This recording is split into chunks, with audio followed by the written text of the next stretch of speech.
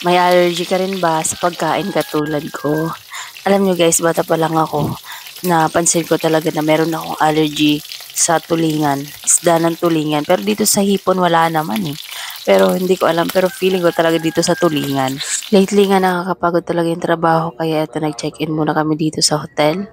Ito na nga yung parang day off namin dalawa ng asawa ko kasi wala naman kaming day off dahil araw-araw ngayong trabaho. Namiss nga namin ang city kaya nag-quick getaway nga muna kami dito. And hindi siya magandang experience for me guys kasi unang-una sa lahat nakakatakot itong room. Hindi ko alam kung bakit. And then meron pa akong rashes na sobrang namumula yung buong katawan ko. Ang sama nga ng panaginip ko dito regarding third party. Ayan, so kaya naman ang pag-agising ko, sobrang inis talaga ako sa asawa ko. And ayun, kinakalma niya naman ako. Pero ayun, talagang parang alam niyo yun, parang totoo kasi talaga yung nangyari. Hindi ko alam kung dahil lang ba sa rashes ko o dahil din dito sa bed na to. Dahil dalawa kasi yung bed na nakalagay dito. Kaya kahit madaling araw gusto ko na sanang umuwi. Ewan ko guys, basta sobrang creepy talaga. Magbe-breakfast kami kasi merong free breakfast ang na-reserve namin na room. So, then after nyan, pupunta kami na 7-Eleven. Then dala-dala ko dito guys yung bag. Ayan, ang cute ng bag. Ito yung una-una kong ginamit na bag. Ayan yung ating Boston na bag. Pero gusto ko, ngayon nakaganito lang siya. Naka-handbag lang. Ayoko siyang naka-sling bag kasi parang mas bagay siya pagka nakaganyan lang. O, diba? Kasi naka-handbag parang akong nagbibenta ng bulong. Parang nagbibenta ng gamot. So, yan ang ating outfit, guys. So, ayan, nakita nyo, naka-jacket ako dyan kasi ang pangit talaga ng day off namin kasi nga ang dami ko talagang rashes dyan. As in, buong katawan ko talagang namumula dun sa kinain ko na tulingan or yung hipon nga guys. Grabe, ayun, kaya naka-jacket tayo. Gusto ko pa nga sana magpa-check up dyan. Sabi ni Mahal, gusto niya daw akong dalhin sa emergency room kasi nga sobrang kapal na nung pamumula sa akin talaga. Hindi ko alam kung sa hipon o sa tulingan, pero ayan, ang dami ko mga pula-pula, pero uminom naman ako ng gamot. Ayun. Basta daming pula-pula, hindi masyadong kita sa camera. Ayan, may mga pula-pula yan dyan sa leg ko. Tapos dito rin sa mukha ko. Pero uminom na ako ng gamot. 2 beses na ako uminom ng gamot. Uminom ako kagabi. And then, ngayon, so yun. Anyway. So yun siya guys.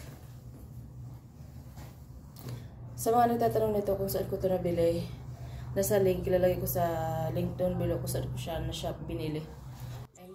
Alam niyo ba, parang akala mo feeling ko ang kapal ng mukha ko dito kasi parang basta guys, hindi ko alam, parang kumapal talaga yung mukha ko dyan as in. Sin guys, pauwi na nga kami dito, bumili lang kami ng pasalubong dito sa Greenwich. Ayan guys, minsan lang kasi kami sa city kaya sinusulit namin. Anyway, meron kaming bagong alaga. Ayan, nakakatuwa talaga siya kasi gustong-gusto niya talagang sumama sa amin kung saan man kami magala. As in, quiet lang siya guys, iniiwan lang namin sa tricycle tapos wala, gusto niya lang sumama. Hindi siya nag-iingay or importante lang naman sa kanya kasi guys, busog siya. So ayan, pagka nasa location na kami, iniwan lang namin siya sa tricycle and then natutulog lang naman niya siya sa tricycle. Wala siyang problema. Ayan, so tukta pa nga yan siya. Binigay lang yan sa amin. Sinasanay nga namin to na sumama-sama sa amin para alam niyo yun. Kapag gusto namin siyang isama, edi makakasama siya kasi yung dalawa naming aso. Alam niyo talagang ayaw na ayaw talaga nila sumakay ng tricycle. Takot na takot. Pauwi na nga kami dito guys and ayan, dumaan lang tayo dito sa isang kapihan dito lang malapit sa gilid ng kalsada lang to.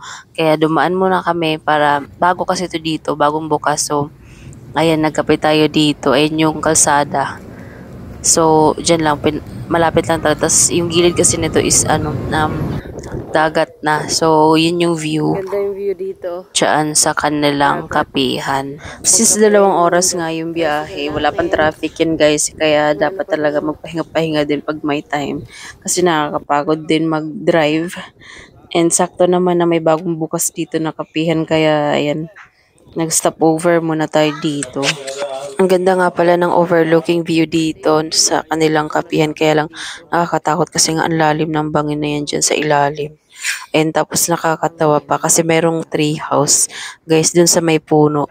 To the point na bangin na nga yung ilalim. Tapos ang lalim pa. Kasi parang ewan ko, parang tinambakan lang kasi to dito. So, yan. Anyway. Siya hanggang dito na muna. Thank you guys for watching. God bless!